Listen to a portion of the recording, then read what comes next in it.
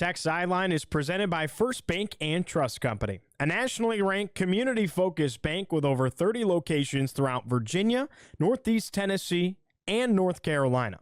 Who you choose to bank with can make all the difference. Visit firstbank.com to learn more. What's going on, Hokie Nation? Hot off the press, we have some staff changes upon us for Virginia Tech football. We got the entire football crew on set. We're ready to unpack it all. This is episode 398 of the Tech Sideline podcast, and it starts right now.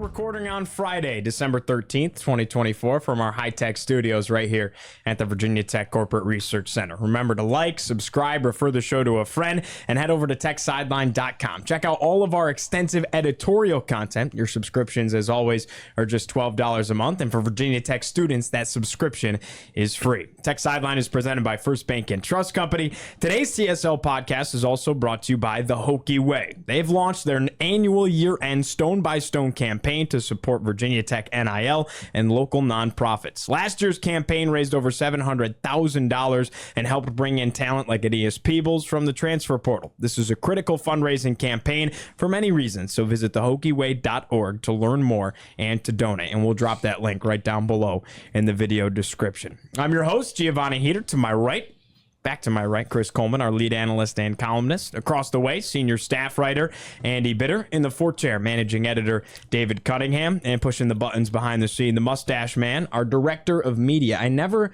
officially say your title, and I'm going to start doing that. It's Nick Brown. All right, guys. Well, we do have the news from the press conference that we will just mention, and then we'll get into the important stuff. Drones and Watson, the quarterbacks are coming back. We're going to save that for later in the show, but just know that we know, and we will talk about it very soon. But we're going to lead off today with talking about these staff changes. Defensive coordinator Chris Marve, offensive line coach Ron Crook, and strength and conditioning coordinator Dwight Galt have all been laid off. This is a big $3 million decision here, guys. Immediate reactions to it. I was not surprised at all on Crook. I thought that was coming. Some of the stuff Pry mentioned on his press conference today was the type of stuff I had been hearing. And was not surprised. I expected that. Was a little bit surprised by Galt, but I speculated in my article yesterday that it was conditioning related, more so than the strength part of it, and Pry seemed to confirm that today. The biggest deal is Marve, the defensive coordinator. It was historic. That was the first time since 1992 that Virginia Tech has fired a coordinator. Wow. They demoted Brian Steinspring. They did not out and out fire him. So 60% of this room was not even alive the last time Virginia Tech fired a coordinator. That's making us feel old, Chris. I know, right? I was 9. And so it's just not something that happens around these parts very often. And I could understand, like, reading through our boards of the last couple of weeks, there were a lot of people that are convinced there aren't going to be any coaching changes because Virginia Tech fans are used to that. They're not used to head coaches firing assistant coaches. That doesn't happen very often around these parts. But that's that loyalty piece. It is. But, Pry came from Penn State.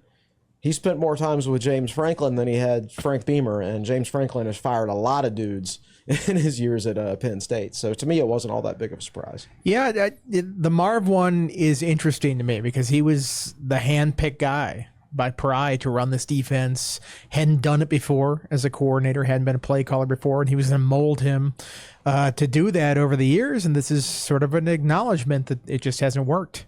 Making a change here. So that's, Pry having to look in the mirror and going, I made a mistake with this hire a couple of years ago. It's a tough thing to do.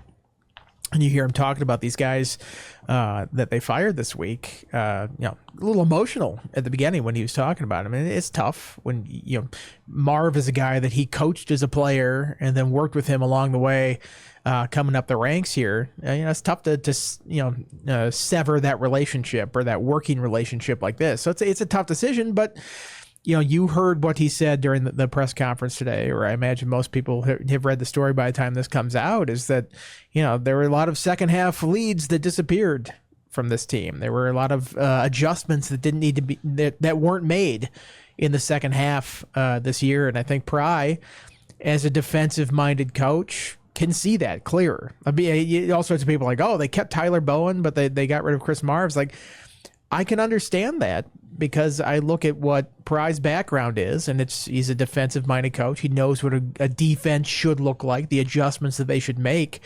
He's got a better sense of what that should look like and what that should be on the defensive side of the ball, whereas I don't think he has that on offense. So maybe he's still sort of just like, I'm leaving that to the offensive coaches to figure out. But defense, I know what it needs to be, and it's not to that level. Were these the exact moves that maybe you had expected, or would you have liked to possibly seen other areas be part of the change? If you had told me before, if you told me pick two changes on the coaching staff, the two I would have picked would have been Marve and Crook. I think there's going to be, what did he call it, some shuffling? Yeah, I look at the safety room right now. I mean, the whole safety room's in the transfer portal, essentially, right now. And you wonder what that says about Pearson Prelo. There could be some shuffling on the staff still.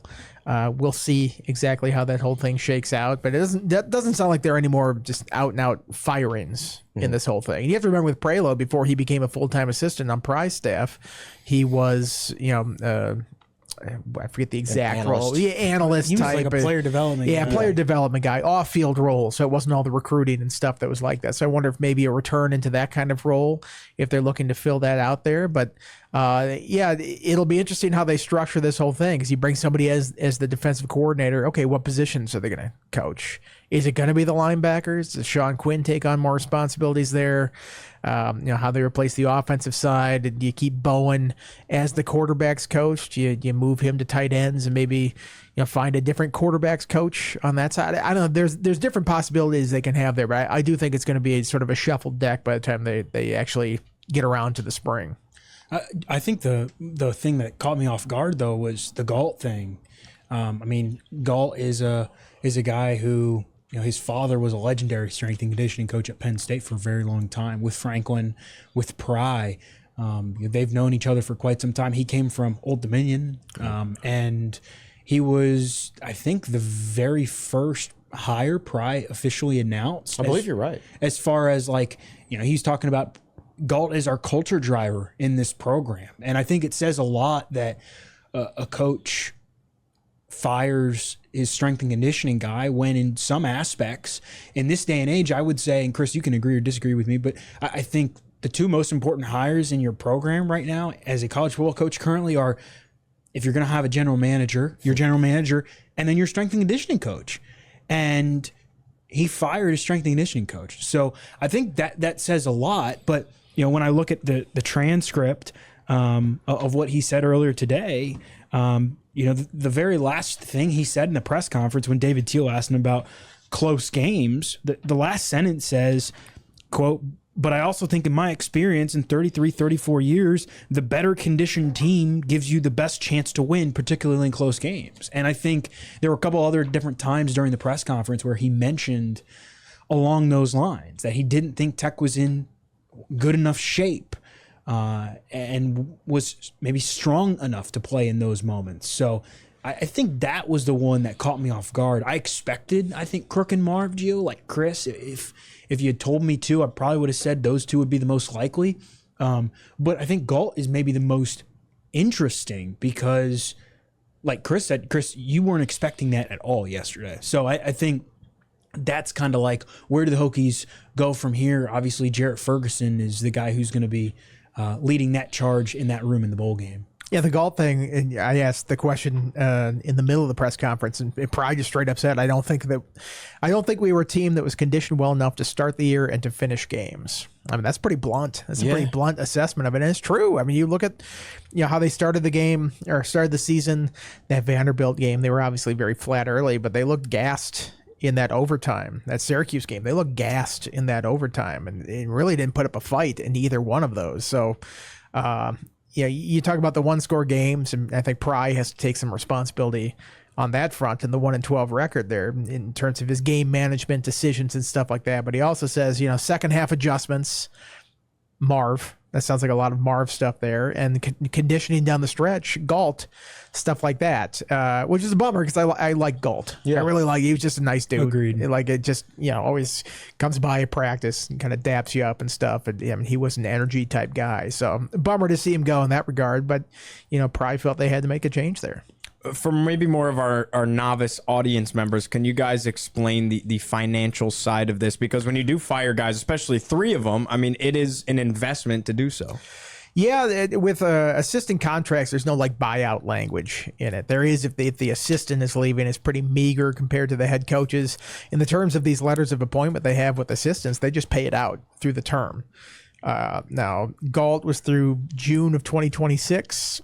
Crook was through March of 2026, and Marve had just re-upped through March of 2027. So he still has 2 seasons left of being paid for this at $875 a year. So all in all, you're talking about a $3 million investment to get rid of these coaches, and obviously you're going to bring in new guys. And with the going rate of what assistants get paid these days, it's probably going to be more than what they were paying these previous guys. So this is quite an investment in this whole thing. It is, and I think Pry kind of showed his inexperience as a head coach after last year, and maybe displayed some of his emotions toward his coaches, who like a guy like Chris Marve. Like he signed those coordinators to extensions after last year. Was it Pry or is it Witt? Or Witt approves them. Right. Who's in charge of that? Right. Like, I mean, I would assume. My thought is like, who's coming after these guys? Right. Why are you in a rush to extend them at this point? Right. Their contracts were not expiring. They did a nice job last year, but not enough where anybody's going to be beating down the door trying to hire them. You could have waited another year. And if they had waited another year for Marve, then they'd just part ways right now and they wouldn't owe him $1.5 million. They'd owe him $0 because his contract would just be finishing. So it's just, or even if you just put them all in line with the same expiration in 2026, right. You'd save close to $1 million in that sense. And we talked about before, it's like that's a lot of money. Now it's like very crucial money when you're going to have to start paying revenue sharing out of the athletic department budget. And they're talking about scrapping to try to come up with the $20.5 million for the first year. They have that, but then beyond that, like $1 million is nothing to sneeze at here. Yeah, I couldn't agree with you guys more. When you take a look, last thing on these staff changes here, where in the hiring process would you like to see them have emphasis? Like, what are you looking for in your next defensive coordinator? And I'm not asking you guys to name names here by any means. I'm just saying what Chris Marve came in and he was inexperienced. We know that. So my immediate reaction is, well, they should go get a veteran. What is your thought process with all of this? I'm as interested in seeing who the next linebackers coach as I am who's going to be the next defensive coordinator. Drink. Chris has a thought about linebackers. Imagine Everybody that. drink. Shocking. But I think the next defensive coordinator could be the linebackers coach. He could be the safeties coach. We don't know yet. I think Tech could get so much better just with a new linebackers coach. I think the linebacker play the last couple of years has been poor. They did improve this past year, but still all 4 of them were in the bottom half of the PFF ACC linebacker rankings. A couple of them pretty much at near the very bottom. It was just not a good linebacker group at all. There are some candidates I think as safeties, like Anthony Poindexter could be a candidate. Co-defensive coordinator at Penn State. It would just be a crushing blow to the Loggers there. It would be horrible for them. They want him as the head coach a couple years ago. They did. And he's been a defensive coordinator at UConn before. He already knows Pry's scheme because they coach together. He's a safeties coach. So if it happens, and I'm not saying it will be him, I don't know if he'll be interviewed or not, but if it were to be him, he's a safeties coach, not a linebackers coach. So he would take Prelo's spot, and Prelo would have a different title, and then Tech would bring in a different linebackers coach. That's where I really want us. Tech has got to get better at linebacker. Not only do I think the coaching was poor, I think their personnel management and their decision-making was poor. Kelly Lawson was never an inside linebacker. Their highest grading linebacker this year, most consistent one was Brumfield, and then they benched him. It never made any sense to me, a lot of the things they did with their linebackers. So I think they can get a lot better but with, different personnel decisions. They didn't start recruiting natural inside linebackers until this recruiting class that just signed. So, I don't know who made that suggestion to them, but I think it was the right suggestion. But they not only need better coaching, they needed a complete reset on what they view a linebacker is supposed to look like, an inside linebacker is supposed to look like in the recruiting process. That whole thing needed to be retooled. Could you imagine if you're a UVA fan and Tech hires Poindexter, and Poindexter is the defensive coordinator, and Fontel Mines is the ACC's top recruiter, or whatever metric 247 is using on that whole thing? You're looking across the state and you're going, come on, man, what's going on here? I think with the defensive coordinator hire, they need somebody who can adjust. And, that comes with experience. I mean, what do we always say about Bud Foster? It's, among all the great things that he did, he had the ability to adjust. And when somebody shows him something in the game, he could change it up. He could figure it out on the fly. That was not Marve's strong suit, as we saw against Rutgers in that game, for instance. The same play over and over and over. It's like, adjust to it. You've got to adjust to it. I bring this up. He sort of felt pre-programmed sometimes. Yeah. Just in even everyday conversation, like any kind of curveball. I mean, he didn't really know how to respond. David, do you remember when we were in Stanford and we were at the post-game press conference, and that was the day that Vanderbilt beat Alabama? Yeah. I remember that. Marv had finished up his thing and just kind of, he's getting up and stuff. I'm like, hey, do you see that? See what Vanderbilt did to Alabama? And he just kind of stared at me blankly. It's like, I don't know. You're a Vanderbilt alum. You played there. I thought maybe you might find that interesting that they beat the, whatever Alabama was ranked at that time. And he just kind of I think they were one. He just sort of malfunctioned and didn't say anything. It's like, you have to be, maybe I'm reading too much into that moment, but it kind of feels like that was the kind of thing. He was throwing a little bit of a curveball, didn't know how to react to it. And that kind of happened in games sometimes, it seemed like. So, it'll be interesting to see who you can hire. I mean, is this a position that A, is going to pay enough to bring a real veteran guy in to do this job? B, is somebody who looks at where Brent Pry is in year 3 and he's under 500 and how many years left? What's the stability of a job that you're coming into? What kind of person can you hire there? But it's got to be somebody that, Pry likes the defense that they run or knows that is capable of running the defense he wants to run, and then has the kind of experience that you're looking for to be an upgrade what the previous staff was. It's kind of a tricky hire, and it'll be interesting to see how they flesh it out here. The offensive line coach is going to be very interesting too. His comment, Pry's comment today, first comment in general about Ron Crook, he was asked about Crook, and he said, I think it's important to understand that the job description isn't just what you see on the field. There's recruiting, there's relationships, there's player development, there's player production. And when I evaluate coaches and staff members, the entire job description is part of that. Going back to early in the season, Chris, you and I had conversations about there were some rumblings about wrong personnel decisions in that group as well. Now, they also had 2 offensive line coaches essentially in Ron Crook and Brent Davis, who is staying on and will lead that group in the bowl game against Minnesota. But wouldn't surprise me if he got the job full time either. That's what I was going to mention. Is just his history. I mean, he's been a coordinator, right? Yeah. Division I. He was the offensive coordinator at Army. Brent Davis has a lot of experience.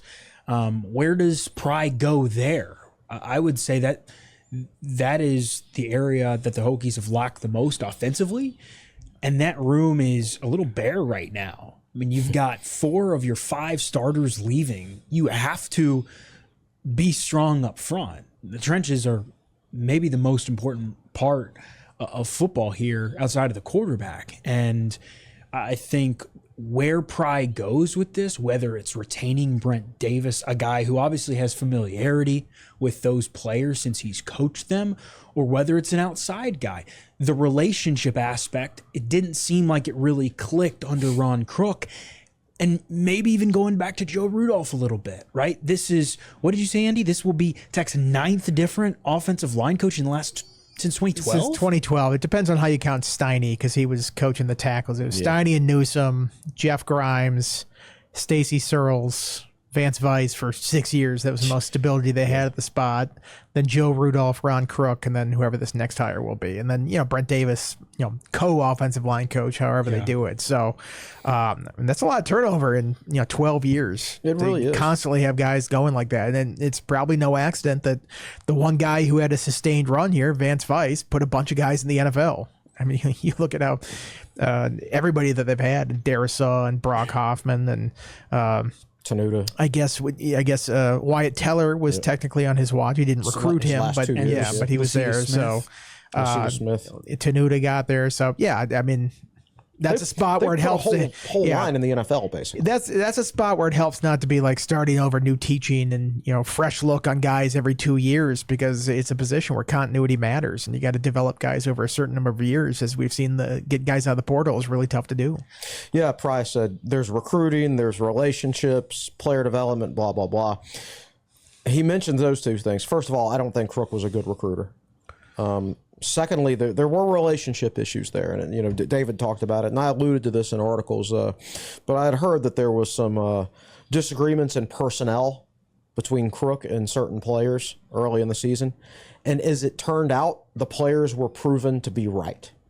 And when that happens, that means there's a lack of trust. You don't trust your coach anymore because he got something personnel related wrong when you knew what the right answer was, and he didn't, right? That situation was untenable just because of that. And then you throw in the... How often is that wrong, though? How often is the player that's some 18-year-old is like, I know how this is supposed to work, and the grizzled coach is like, I've actually seen this a billion times. Probably not. You have zero idea what you're talking about right now. But in this case, it was right. The players were right in this particular case. And I'm not going to name names or anything, but the players were right here. And also there were instances of with having two different offensive line coaches. I've heard that Crook would say one thing, Brent Davis would say another thing to a player. So when you get into a game... linebackers were kind of like that, too. I mean, they've got Pry, they've got Marve, they've got Quinn, they've got a DB, they've got you're bound to... It's a too many cooks situation. It's too many cooks. It's different, hearing different ways of teaching stuff all the time, and they don't always line up. Yep. Yeah. Agreed.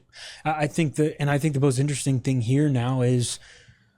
I mean, you're essentially, and Pry said he's not going to, Andy asked him directly, and Pry said he's not going to call plays next year. But this is kind of a 1 year deal here. Like, you've got 1 year to win and prove you can win, right? So what guys will be interested in basically coming on a pseudo 1 year deal? That's what I'm very interested in to see. You got to hire a defensive coordinator and you've got to hire an offensive line coach, unless you shuffle guys around, but you've still got to hire some guys on kind of 1 year deals. So you're in a little bit of a bind there. I don't know how extensive that list is, and knowing it's a 1 year deal, if that's trimmed at all, if that makes sense. It might be 1 year to prove yourself, but it'll probably be a 2 or 3 year contract. That's true. Yes. Right. Which they will pay out if the staff does. You're going to get paid either way. Yeah. Now, you would have to go through the annoyance of moving to Blacksburg for 1 year and then immediately having to move if Pry were to get fired. That is sort of the coaching life, though. It is. You look at the resumes of these guys. I mean, I always go back to Filmation every year. It's like, I'm guessing he rented at all of his stops. He didn't buy in these places. But I mean, that's just how it goes. You move around a lot. It's an itinerant business.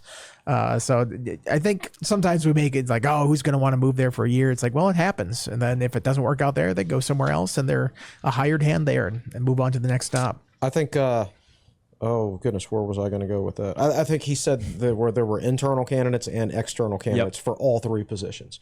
It wouldn't actually surprise me if an internal candidate like Brent Davis was the next offensive line coach. And I could see Jarrett Ferguson. I almost think it's likely that Brent Davis is the next guy. And I could see Jarrett Ferguson as the next strength and conditioning coach with his background under Mike Gentry. I don't think the defensive coordinator hire is going to be from within. I would have a hard time seeing that happen. No, I mean, Sean Quinn has had experience, and he's going to help develop the defense for the bowl game here. And he and Pry, it'll be a conjunction type thing. I don't think they've decided who's calling plays yet, but I don't feel like Quinn is a defensive coordinator candidate. He might be on the list that they're going to think about it, but I would imagine they would go a different direction there.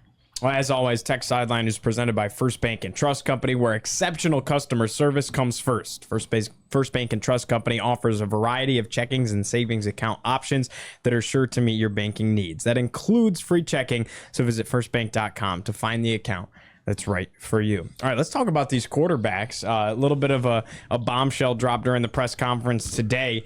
Kind of crazy that it took over halfway through the press conference for Coach to get to it, but he does say that Drones and Watson. It was minute 22, and he didn't say it till I asked. He's like, "I'm glad you asked that." It's like you're getting bombarded by questions about this staff, and you just didn't like in the middle of it just be like, "I just want to say one thing, like some good news for once." Like, "Oh, by the way, Kyron's coming back, so maybe just get off my back about this other stuff." Like he had the perfect opportunity to do it, and he didn't say it until I asked him like well into the press conference. You know, I thought it was crazy because right after he said it, shortly after, within the half hour, Hokies football put it out on social media, a graphic that was obviously pre-made that they're coming back. No, it was within 1 minute. It was in 1 minute. Social media. They were just waiting on him. The social media person, he came out afterwards into the room, and she was like, "I was waiting until you said it," and they put it up like immediately. So they had it ready to go. Well, it's just crazy when, you know, I kind of sent it around, and it's like, wow, we really live in a time where we are announcing that our guys are not entering the portal. Yes. Like, it's crazy.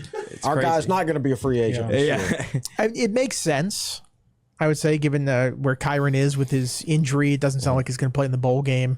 They didn't say anything about whether he needs surgery or something like that. But, you know, if you're going to go somewhere else in the winter, you want to be healthy enough to perform and play there. I mean, that's the benefit of going somewhere else and playing through spring ball. So we'll see what his health is like. And, you know, there is another portal window after the spring. Like, just because they say they're coming back in 2025, it's like, okay, for now, we'll see how the spring goes, and maybe they feel differently at that point. You know, that's college football these days. That's just what you have to deal with. But this is a pretty big coup to get both of these guys coming back. You know, Kyron, an experienced guy, I think, you know, people are down on him this year, but it's like a lot of his performance where he struggled was after he got hurt, and he just didn't look the same. I know early on didn't quite look comfortable in the pocket, but, you know, did against Miami. Two of his best passing performances in terms of efficiency against Stanford and Boston College. It seems like he kind of turned a corner, and then the Georgia Tech game before that is when he got hurt. And we saw it. He couldn't move as well, didn't run as frequently, and those are big parts of his game. So I feel like to the people like, it's time to move on to Pop Watts. It's like, I think Kyron Drones is still a pretty good quarterback. And I think when he's healthy, he can run this offense. He can be a very effective guy. But to be able to keep him and then Pop, who got that taste of action at the end of last year and looked pretty good against UVA. Well, let's be honest about the opponent and that whole thing. But you set up yourself in the future if you can keep him, and you set up yourself in the present with Kyron. I think it's commendable that they were able to do that. Yeah, I mean, I'm a big fan of Pop Watson. But I think he would have found that a healthy Kyron Drones also would have completely lit up the UVA pass defense. I mean, that was just a really, really bad pass defense by UVA for the whole season. Just a bad defense in general. I think Pop has a high ceiling. I think he can be a very good player. I feel more comfortable with both of them in the program. There's a couple ways which this could go. If Drones has to have surgery and he doesn't play in the spring, then Pop is going to get all the number one reps, right? In which case, maybe there's a competition in August if they want to call it that or whatever. And or, you know, if Drones does play this spring, they both kind of battle it out in the spring, and then there would be a window for whoever was behind maybe to the enter portal in the spring. But I would anticipate both guys being on the roster in August. It wouldn't make any sense for a guy like Pop to hit the portal after the spring, because he'd just be going to another school, learning a new system in August, have no chance to start there, wouldn't have a chance to start there until 2026. When the same thing would happen at Virginia Tech, and you're already familiar with the system at Virginia Tech. So I'm optimistic that both guys are going to be on the roster next year. I think if you're placing a bet in Vegas, Kyron Drones is going to be your starting quarterback. But if we've learned anything from the last decade of watching Virginia Tech football, there will probably come a time next year where you're going to need both guys. Look at you trying to bring reason and ration into the transfer portal process. Like, it wouldn't make any sense for him to do it. It's like, it does make sense for a lot of these guys to go in the portal, and they still do it. So expect the unexpected when it comes to college football. Think about that, though. I mean, Virginia Tech has At the most important position on the field, Virginia Tech returns 2 guys. And I thought, and nobody else on the roster. That's it. Two guys right now. right. I mean, We're going to play seven-man football. Every other position has a help wanted sign except for the 2 quarterbacks. So, Chris, let me ask you this. Right now, the Hokies return. They'll have Benji Gosnell back at tight end. Caleb Woodson, Jaden Keller at linebacker. That's basically it. There's not one position that I would turn down a player. Oh, so I was going to ask, would you if Virginia Tech had everybody back except for quarterback or this, what would you take? I'd rather have a more complete team, but at the same time, I think when you do know who your quarterback's going to be, or the 2 quarterbacks in your program, I think that makes it a lot easier to say, okay, here's the type of running backs we need that's a fit to our quarterbacks, and here's the type of offensive linemen we need. It's not one of those things where you're trying to mix and match different styles and everything like that. So I think you can kind of streamline things from here on out as much as you can in the transfer portal era. I think it'll be really interesting to see how in the recruiting process for some of these portal guys, when we get a chance to talk to them, whoever they are after they get here, what those conversations were like, because they're coming into an offense where the offensive coordinator is the same and who the quarterback or quarterbacks are going to be, right? And I think for a running back, after seeing what Bashal Tootin and other guys have done, pretty enticing to come play with a quarterback like Kyron Drones, right? I have to think that's a pretty strong recruiting pitch that the Hokies have. So for them to be able to keep arguably their most important position on the field, to keep not just their top guy, but their top 2 guys, that's a pretty good coup, as Andy said. Yeah, there's always concern when you're dealing with portal recruiting, but when I look at Elijah Brooks' history, he put running backs in the NFL at Maryland. He's about to put a running back in the NFL from Virginia Tech. This is a good running backs coach whose backs are productive at the college level and who then have an opportunity at the next level. So if there's any position where Virginia Tech's not going to have any trouble recruiting in this transfer period, it should be running back. Let's go ahead and keep that portal conversation going. Andy, I know a part of the press conference that you were very intrigued by was the concept of player valuations in the portal and allocating these funds, because essentially now you're in a way playing with a salary cap and deciding where you're going to put your money as far as bringing guys in. Yeah, with this revenue sharing that's coming up and an additional $20.5 million that all these schools can spend on players, and that's not all for football. It's going to be divvied up among a couple different sports there, but the vast majority of it will go to football. You have to figure out where that money's going to go. And it can't be anybody that sort of had a great season. You just automatically give them a raise or give them whatever they want when they come back the next year. You have to be kind of smart about how you allocate that money. So it'll be interesting to see how they handle that. And they said they've reached out to some outside sources, professional organizations, to see how they handle that kind of stuff. Bruce Arians was somebody who was mentioned during the press conference today as somebody they've reached out to kind of help them in that regard. But it's tough because every player feels like he's probably worth quite a bit of money at this point. And the college players have agents too. You see some of these transfer portal announcements, and it's so-and-so's in the portal. His agents told On3 Sports or whatever is like this. It's like, man, that's unusual to see that. You really kind of have to change your perception of how you're seeing these kind of announcements be made, because that'd be unheard of 5 or 6 years ago. So that this is a new challenge to these staffs, is to try to figure out how they're going to spread the money around the right positions to hit and stuff. Make sure you're getting the return on investment that you're getting for the kind of money that you're throwing out there. I don't know the breakdown of how the Hokies had it this year, but they had a lot. I felt like a lot in that receiver room that that really wasn't the focal point of the team and of this offense. So maybe looking at that from 30,000 feet here, I feel like they might be kind of restructuring how they're paying out things and getting at the right positions and try to get the right guys in here. But with everybody leaving into the portal, it seems like they're going to have a lot of money to kind of spread around to different spots. It'll be interesting how they handle it. I expect they'll restructure things to a certain extent. I think the whole concept of a GM and a front office is interesting. Obviously, what North Carolina's doing right now with Belichick and Lombardi, it's actually not so much the Belichick hire that interests me, it's the Lombardi hire. Okay, yeah, these NFL guys, they're used to negotiating, and they're used to negotiating with agents. Guess what?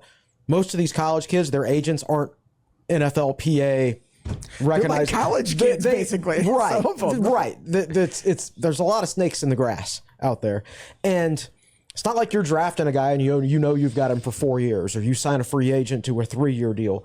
These guys are free agents every year. Excuse me, they're free agents every semester.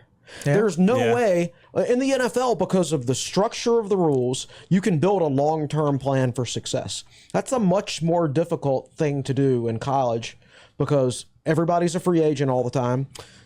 Your NIL is based on whims of a booster. Like, what if you've got your plans to spend this $1 million, and then he's like, you know what, I want a new beach house instead. I'm not donating to NIL this year, right?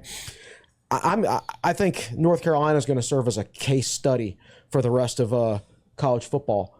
Can NFL guys who have done this in the NFL, can they make that translate to the college level? I think we're about to have our answer in the next 2 or 3 years. I mean, Herm Edwards did a great job. Oh wait, no, he didn't. Absolute disaster. Are we talking about North Carolina now? Yeah, sure. Let's do it. Sure. Open that can of worms. I don't think it's going to work. I don't. I don't think Belichick's there for the long term. And looking at his contract and what his buyout is after this summer, it's like $1 million for him to leave after this summer. I think he's back in the NFL by 2026. Like he's a season and a half away from breaking Don Shula's NFL winning the NFL wins record, right? Something like that. I forget how many he needs. 14 or 16. It's like, so he goes to a bad 14, team. It'll take him 2 seasons probably to do that. I don't feel like he's going to leave that on the side and be like, no, I'll go coach in college because my dad coached at North Carolina like 50 years ago, or whatever it was. Like I just his first words were beat Duke. Don't buy it. I don't see it happening, and I feel like, they're like, oh, they're going to bring this NFL model to the college games. Like, college programs have been doing that already. Like, this isn't like some, oh my God, they're bringing something brand new. They're going to treat this like a front office. It's like, yes, people have been doing that for a couple of years now. Nick Saban was doing that for a long time at Alabama, and how they structured that whole thing. So it's not like just completely novel to the college game. On top of that, I don't think Belichick is just like this pure salesman. Like, you need to have a little bit of like showmanship and salesmanship in college. You can't just be like, well, we're going to sign you and then you're on the team and I'm going to treat you like crap the whole time because I'm the coach and you have a contract and you're here the whole time. Like, that's not how it works in college. So yeah, this like, droll, like monotone press conference thing is like, it's one thing to do that in the pros where you don't have to be, out there and really, exciting in press conferences. And is he going to be like that in college too? Because you kind of have to build a little bit of excitement. Like, I was talking to Teal the other day because he went down there for the press conference with this, and he's like, North Carolina people think he's like their Dion or something like that. Oh, he's going to shake up the structure. And it's like, well, does he have a top tier prospect of a quarterback who happens to be his son? No, he doesn't have that. Does he have the charisma that Dion has? No, he doesn't have that. He has the NFL bona fides and the pedigree with that, and the rings and all that such. But I wonder how much that plays with a college crowd and this generation of college students. So I'm a little skeptical of this whole thing. Let me say this. North Carolina plays Virginia Tech next in 2027. I don't think Bill Belichick will be the coach then. Wow. I mean, I'd been waiting. It's possible Brent Pry won't be the coach. I mean, it might be like new a Brent Pry Bill Belichick matchup, right? Who would have ever thought it? Well, next year you could get Bill Belichick. It's possible neither coach is on the sideline for that game. Dabo versus Belichick next year, right? Yeah. On the CW. That'll be crazy. I'm more curious just to kind of see how North Carolina runs as an organization. North Carolina football now. Chris, you kind of touched on it. Yes, like teams have become more of a front office now, but teams are actually hiring general managers. Like Andrew Luck at Stanford is a great example. How does it look? And is it something that other programs can copycat? One of the questions I asked today to Pry was about Kelly Woolwine, who is the Triumph NIL CEO, I believe, and is kind of serving as Tech's general manager right now as the one that's making deals and negotiating with players and such. But what does that look like at other schools? I think you'll get a great sense of what it looks like with Lombardi at Carolina, and that's kind of the most intriguing aspect to me. Also, who Belichick hires as his staff too is going to be very intriguing. But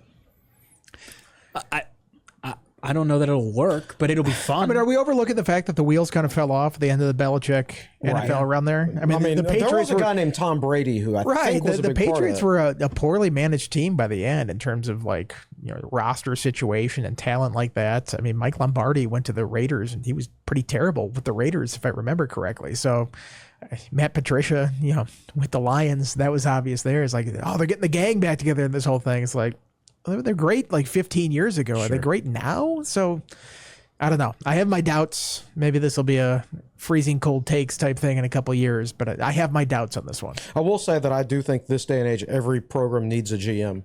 And I know they say Kelly Woolwine's serving in that role, but I've also heard stories about Pry being directly involved in negotiation. And I think as time goes by, I think that's bad. I think there's a certain player-coach relationship that if that player and that coach are negotiating a salary and they're going back and forth, even if that player signs, if there's any ill will left over from that negotiation, there's too much of a risk of that translating into bad things on the field. And for me, like, I'm a big believer of keeping that negotiation separate from the head coach. And I think I wish every player did have an actual agent. And I mean a real qualified agent, not some handler that picks off some 17-year-old kid that doesn't have the right parental leadership and signs him up to a deal where he's going to get 20% of his NIL money, right? I don't mean that kind of agent. But anyway, that's a little bit off topic. Yeah, but I mean, this is the era we're in now where in some ways you're bargaining with players to figure out how much, they deserve to make. Somebody might say, hey, I'm worth X, and you say, hey, I'm worth Y.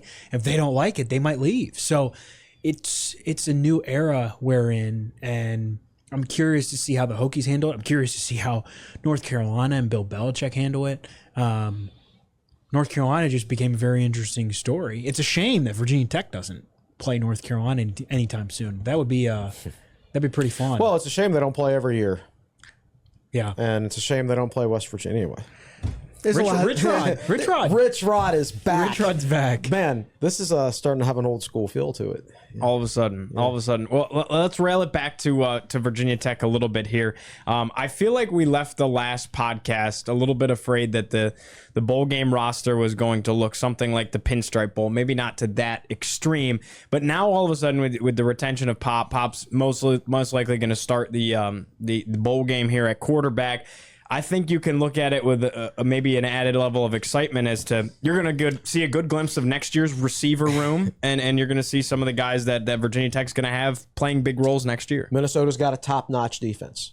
All right, so I don't think at this point Pop is quite as good as he showed in the UVA game.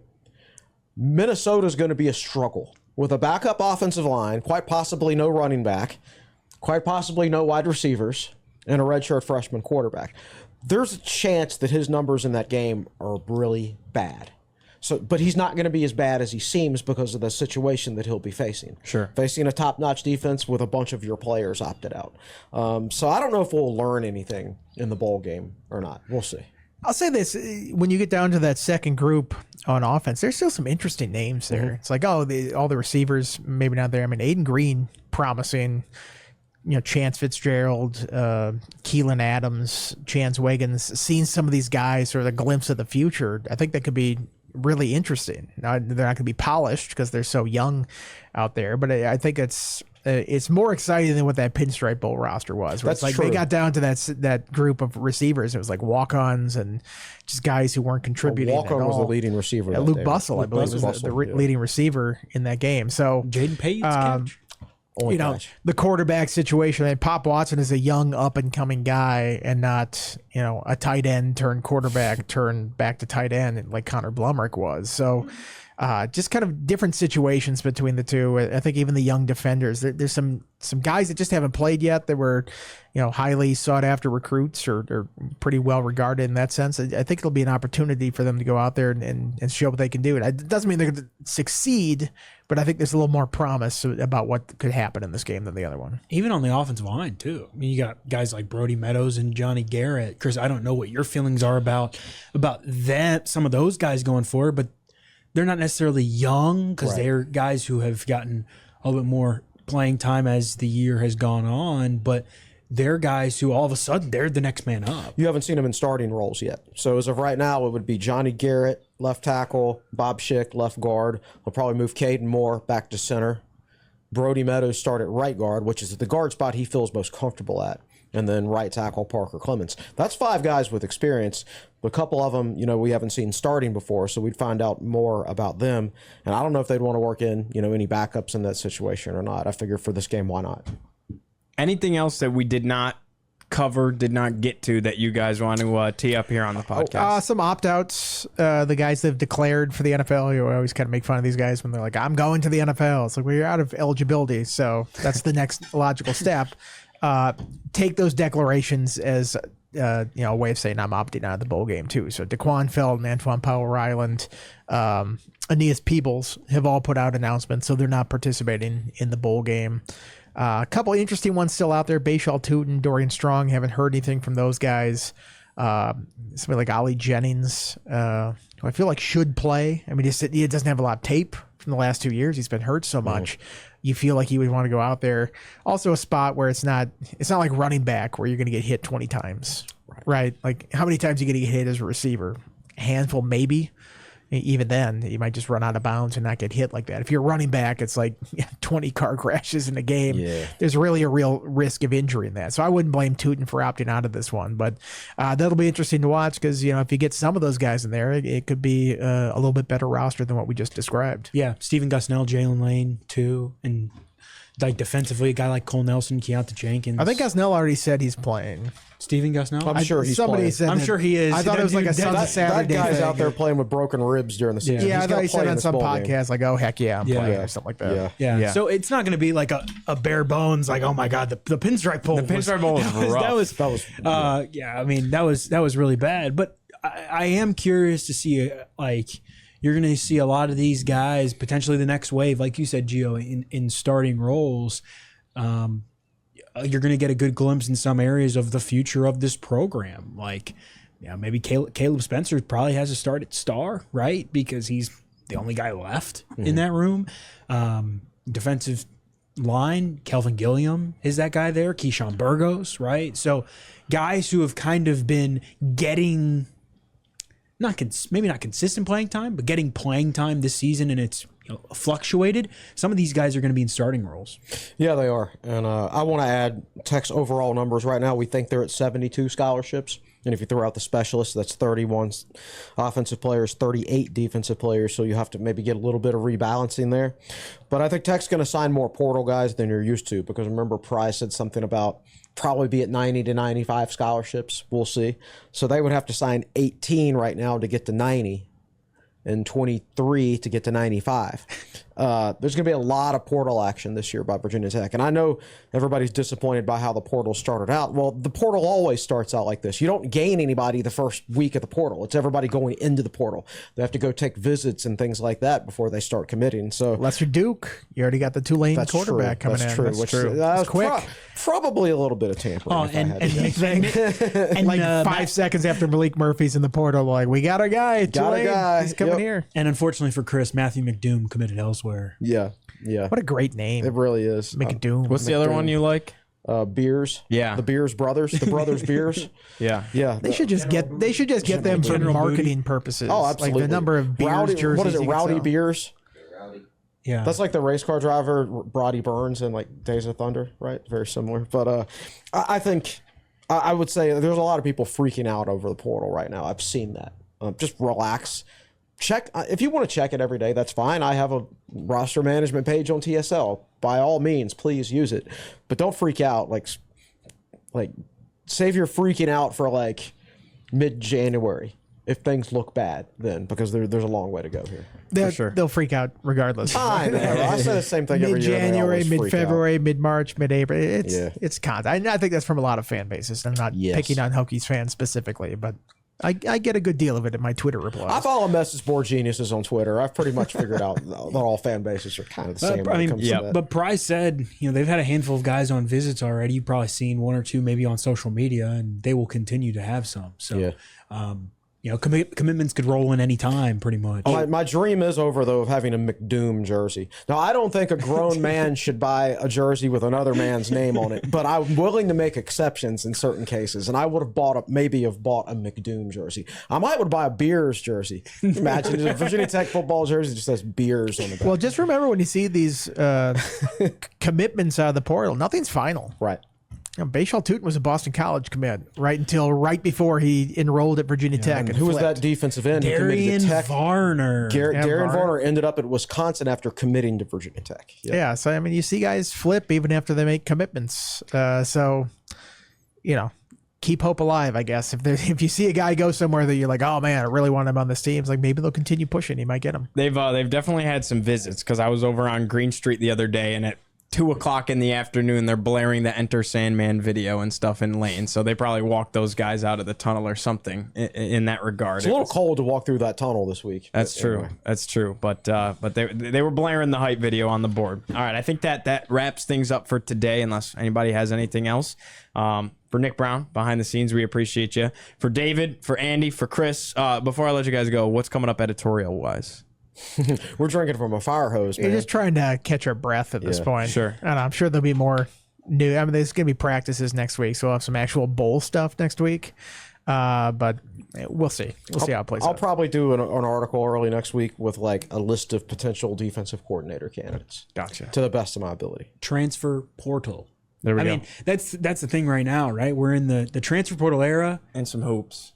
Yes. Well, there's limited. There's 31-point win, baby. There's limited hoops. Yeah, Virginia Tech men's basketball won last night. We're so back. It's probably never going to lose a game ever again. Double header on Sunday, men's and women's basketball. But I think we've done a pretty good job so far. Covering the coaching firings and whatnot, and everything that came yesterday and today. If you missed any of our coverage, we've got plenty of stuff over on TechSideline.com. And over the next couple of weeks, it'll be portal, coaching changes, who's Virginia Tech going to hire. As Chris said, I think in your column yesterday, on top of a bowl game, on top of portal, now you have a mini coaching carousel. Absolutely. So I think the boards will be pretty active, to say the least, over the next couple of weeks. I know this. I'm going to do nothing this weekend. Absolutely nothing. I swear, if Virginia Tech makes any announcements this weekend, no, please don't.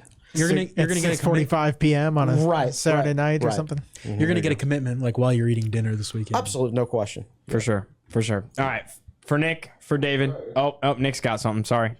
Kelly Woolwine will be coming on the Tech Sideline podcast Monday. That will be hosted by Will Stewart. Just be them two. Big interview right there. And after Witt basically said he's the GM. So pretty cool stuff to get him on the podcast that quick.